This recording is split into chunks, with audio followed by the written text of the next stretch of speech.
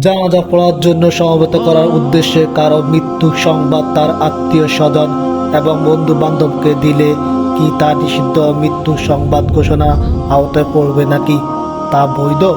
এটি বৈধ মৃত্যু সংবাদ ঘোষণার অন্তর্ভুক্ত, কারণ রাসূল সাল্লাল্লাহু আলাইহি সাল্লাম নালাখির মৃত্যুর দিনে তার মৃত্যুর খবর দিয়েছিলেন।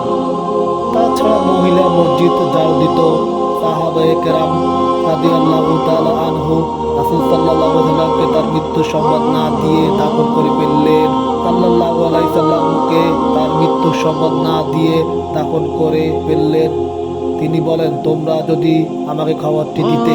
সুতরাং জানা যায় বেশি মানুষ শরীক হওয়ার উদ্দেশ্যে কারণ মৃত্যুর সংবাদ দিলে কোনো সমস্যা নেই, কেননা এই মর্মে হাদিস বর্ণিত হয়েছে যে তবে মৃত ব্যক্তিকে দাফনের পরে মৃত্যু সংবাদ ঘোষণা শরীয়তে সম্মত নয়, বরং তা নিষিদ্ধ মৃত্যু সংবাদ ঘোষণা অন্তর্ভুক্ত।